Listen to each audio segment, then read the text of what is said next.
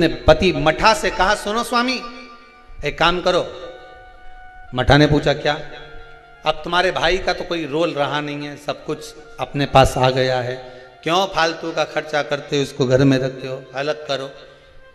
मठा ने आज जट्ठा को बुलाया, जट्ठा सुनो अब हम तुम्हारे साथ नहीं रहना चाहते, जाओ। वही वाली बात आ गई, देख लिया संसार हमने, सब मतलब के यार हमने देख लिया। तुम देते रहोगे दुनिया को अच्छे लगोगे, देना बंद कर दोगे दुनिया के लोगों में बुरे हो जाओगे। कोई तुम्हारे यहां मांगने आया, भैया देना 10,000, तुमने निकाल कर दे दिया, जी जी बहुत जोरदार, काका जी बहुत जोरदार। और दूसरी बार मांगने आया और तुमने नहीं दिया, फिर तो फोन आना ही बंद। सब मतलब के यार हमने देख लिया, देख लिया, कौन पूछे। मठा ने हटा दिया जट्ठा को, जट्ठा चले गया। जट्ठा ने कहा भैया कुछ प्रॉपर्टी का हिस्सा तो दो। काय की प्रॉपर्टी? तूने मां बाप की सेवा करी? भैया सेवा तुम्हें नहीं करी ना, कौन ने करी? दो भाई का हिस्सा तो होना चाहिए। नहीं दिया, धक्का मार कर निकाल दिया। एक बात अपनी जिंदगी में याद रखना, जमीन और जायदाद दुनिया के लोग, रिश्तेदार आपकी कब्जा कर कर रख सकते हैं, दुनिया के लोग आपका धन चुरा सकते हैं, दुनिया के लोग तुम्हारी दौलत चुरा सकते हैं, पर तुम्हारा भाग्य नहीं चुरा सकते। उस पर विश्वास रखना, उस पर विश्वास रखना, उस पर भरोसा रखना। ले ले जमीन, ले ले तो कितना लेगा, कितनी रजिस्ट्री कराएगा, कितना पैसा इकट्ठा करेगा, कर ले, ले जा। भाग्य ले जा सकता है, किस्मत ले जा सकता है? नहीं। उस पर विश्वास रखना कि ये ले गया ले जान दो, पर तू है ना मेरे साथ। बहुत क्या करेगा ये? रख लिया मठा ने, जट्ठा को नहीं दिया। जट्ठा की पत्नी रोती हुई कहती है, स्वामी चलो। छोटा सा झोपड़ा, 2 आम का पेड़ था, एक आम के पेड़ से एक आम का पेड़ पे एक बांस बांधा, उसके दूसरी 2 लकड़ियां लगा के उस आम के बीच में दोनों झोपड़ा बनाकर रहने लगे। पितृपक्ष आ गया, श्राद्ध आ गया। मठा की पत्नी ने बोला, सुनो हमारे रिश्तेदार तो हमारे आना ही छोड़ दिए। रिश्तेदार आना कब छोड़ते हैं? जब तुम्हारे भीतर अहंकार बहुत बढ़ जाता। जरा जरा सी बात में मैंने वो प्रॉपर्टी खरीद ली, मैंने हाथ का ब्रेसलेट खरीद लिया, महारा छोरा तो इतना कमाए, महारा तो दुकान ऐसी चले। रिश्तेदार तुम्हारा बखान सुनने थोड़ी ना आए, रिश्तेदार तो तुमसे मिलने के लिए आए।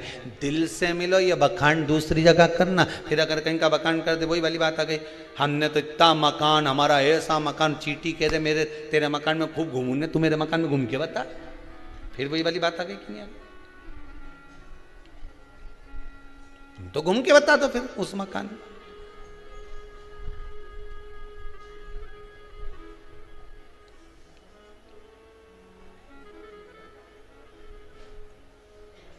घूमो जितना घूमो। अब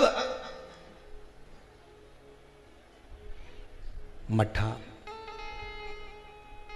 की पत्नी ने कहा अपने यहाँ रिश्तेदार नहीं आ रहे। अब इतना अपने जोरदार कलर करवाया मकान में, कितना जोरदार जोरदार फर्नीचर बनवाया, और कोई देखने नहीं आए तो काय का मतलब? एक काम करो, तुम्हारे पिताजी का श्राद्ध आ रहा है, तुम्हारे दादाजी का श्राद्ध आ रहा है, श्राद्ध पक्ष आ रहे हैं 16 दिन श्राद्ध के। एक दिन ऐसा कर लो, सारे रिश्तेदारों को बुला लो श्राद्ध में, पंडित जी के भी बुला लो। और सुनो, अपन श्राद्ध करते हैं, सारा रिश्तेदार आएगा तो अपना मकान देख के तो जाएगा। श्राद्ध करा, ठीक है, खीर बनवाई, पूड़ी बनवाई, सब बनवाया।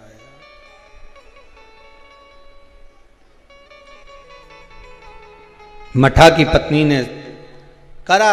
जठा की पत्नी बोली, सुनो आज तुम्हारे दादाजी का श्राद्ध है, घर में कुछ है नहीं, पर सुनो वो सामने जो व्यापारी है ना, जिसकी किराना की दुकान है, उससे आपकी अच्छी बनती है ना, हाँ मेरा बचपन का दोस्त है, जाओ उसके यहां से कुछ थोड़ा सा लिया हो तो अपन खीर बना लेंगे, ब्राह्मण को दे देंगे, उसके घर पहुंचा देंगे। ब्राह्मण नहीं लेगा, नहीं आएगा तो गाय को दे देंगे, स्वान को दे देंगे। जाओ वहां गया, सब मतलब के यार सबको। मित्र ने कहा, भाई देख, देने को मैं शक्कर दे देता, सामान दे देता, मना नहीं है, पर अब मैं दे नहीं पाऊंगा क्योंकि तेरी कमाई का स्रोत नहीं है। बैंक भी लोन उसी को देती है जिसकी फाइल में कमाई का स्रोत दिखता है। सही है कि गलत है? लोन लेने वाले जानते हैं, तुम्हारी कमाई देखेगी पहले बैंक, वहां से कितना आ रहा है, कमाई कितनी हो रही है, सर्विस में कितना मिल रहा है, उसमें ये कटवा देगा। बैंक लोन तब देती है जब तुम्हारी कमाई का स्रोत दिखता है। दुनिया के लोग आपको जब तक देते हैं जब तक तुम्हारी कमाई का स्रोत दिखता है, पर महादेव तुम्हारी कमाई का स्रोत नहीं देखता, महादेव तुम्हारी भक्ति का स्रोत देखता है। तू भजन कितना करता है, महादेव तुम्हारी कमाई के स्रोत देखकर नहीं देगा, महादेव भजन देखकर देगा कि तू भजन कितना करता है, तो कितना शंकर की कथा सुनता है, शिव महापुराण पर कितना विश्वास है तेरे को, शिव महापुराण की कथा में जो शब्द निकलते हैं उस पर कितना विश्वास है, महादेव ये देखकर देगा।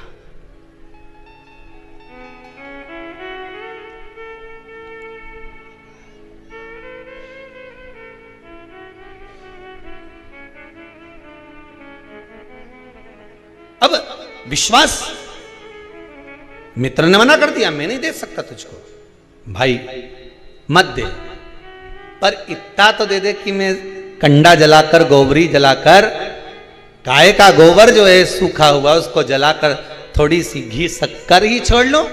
शक्कर नहीं दूंगा, महंगी है, इतना सा गुड़ दे दिया, इतना सा घी डाल के दे दिया, ले जा। कटोरी में घी और गुड़ लेकर आया। जठा की पत्नी ने कहा, लाए कुछ खीर बनाना। खीर नहीं है, ये गुड़ शक्कर है, कोई गुड़ और घी है, कोई बात नहीं, मैं कंडा जलाकर धूप दे दूंगी, अभी घर में पोछा लगा लूं, झाड़ू लगा लूं, दरवाजा पे पानी छीट दूं, थोड़ा सा चौक पोड़ दूं दरवाजा पे, फूल रख दूं दरवाजा पे, कर दिया। उधर पितृलोक से पित्र आए। सबसे पहले पितृ जो पुराना घर होता है वहीं जाते हैं, क्योंकि अंतिम संस्कार जिस घर से होता है पितृ सबसे पहले उसी स्थान पर पहुंचते हैं, जो पुराना मकान, भले वो किराए का क्यों ना हो, सबसे पहले पितृ वहां पहुंचते हैं।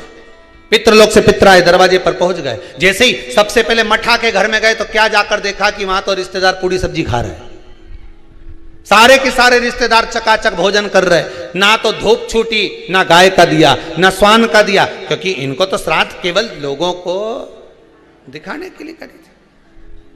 वहां तो ना तो धूप छूटी, ना गाय का भोजन दिया, ना स्वान का भोजन, ना कौए का भोजन, ना ब्राह्मण भोजन दे दिया। पितृ भूखे, विचार करा क्या करें, कि छोटा छोरा रे, हमारा पोता रे छोटा, पर उसके घर में कुछ भी नहीं है, क्या देगा वो, फिर भी चलो भूखे रहेंगे साल भर। पितृ पक्ष में अगर पितरों को भोजन नहीं मिलता, साल भर भूखे रहते हैं। दूसरे पितृ जो खाकर आते हैं उनकी जो राल टपकती है, उनका जो कफ गिरता है, हमारे पितृ वो चाटते हैं। वो चाटते हैं तो बद्दुआ देते हैं कि मैं इतना भरा पूरा छोड़ कर आया था, इतना देकर आया था, कम से कम आज मुझे कंडे पर घी और शक्कर ही छोड़ देते, गुड़ का ही भोग लगा देते, कम से कम मुझे राल चाटने को तो नहीं पड़ता। बद्दुआ देते हैं साल भर, इसलिए घर में सुख नहीं रहता, शांति नहीं रहती, पैसा नहीं टिकता, शुभ कार्य नहीं होता, बड़े दुखी होते हैं पितृ, बड़े दुखी। पितरों ने सोचा एक दरवाजे से नहीं मिला, दूसरे दरवाजे से कुछ खाकर चले जाऊं, ऊपर जाऊंगा तो लोग क्या कहेंगे। जठा के घर गया, पितृ दरवाजे पर पहुंचे, जटा की पत्नी ने कंडा जलाया था, गोबरी जलाई थी, जलाई रखी दरवाजा के पास में, भगवान से प्रार्थना कर कर गुड़ और घी छोड़ दिया। गुड़ घी छोड़ा, पितृ चले। 16 दिन तक पितृ पृथ्वी पर भ्रमण करते हैं। 16वें दिन पितरों के देवता आर्यमा कौवे पर बैठ कर आते हैं। अमावस्या के दिन प्रदोष काल में शाम के समय आते हैं, पितरों को वापस बिठाते हैं, पितृलोक ले जाते हैं। जितने संसार के पितृ हैं सब अमावस्या के दिन शाम के समय पितृलोक जाते हैं। इंतजार कर रहे थे पितृ, आर्यमा आए, पितरों के देवता आर्यमा स्वामी आए, कौवे पर बैठ कर आए और हमें लेकर जाए। सारे पितरों से आर्यमा स्वामी ने कहा, जाओ तुमने 16 दिन भोजन करा है, अब जाकर घाट पर पानी पी लो। कोई नदी, कोई तालाब, कोई सरोवर, कोई कुंड, कहीं जाकर शाम के समय पानी पीने के लिए पितर जाने लगे। पितर जब पानी पिए, पानी पीते से पितरों ने सोचा एक दरवाजे से भोजन नहीं मिला।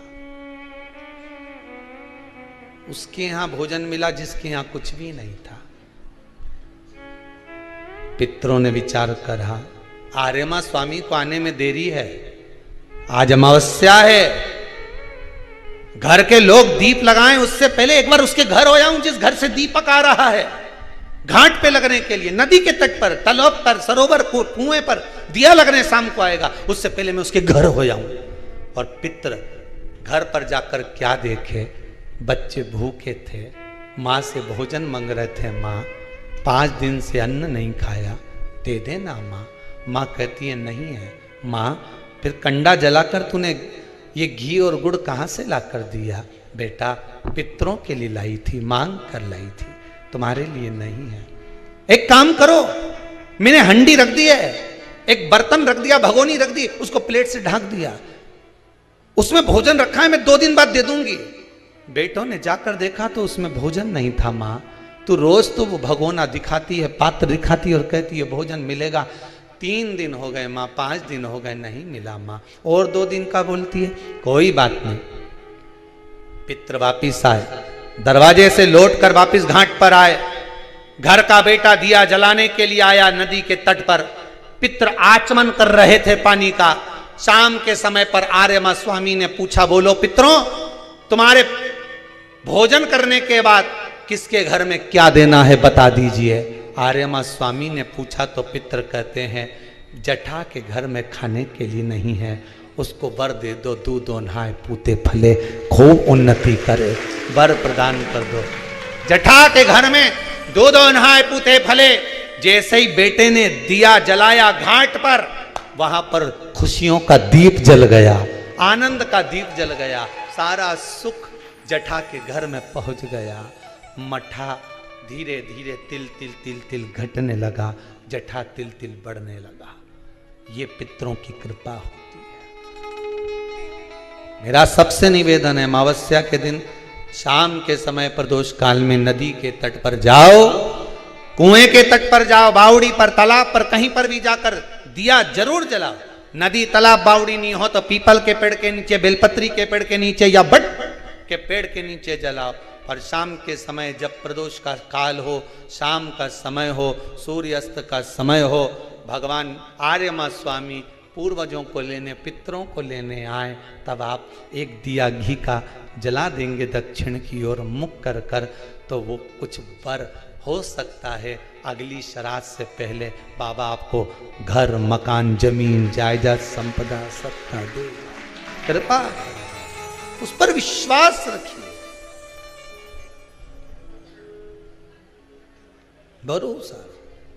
तब तो लोग गाते हैं, जय जय पितर जी महाराज, शरण में तेरी आया, शरण में तेरी आया हूँ, शरण में तेरी आया, जय जय पितर जी महाराज, शरण में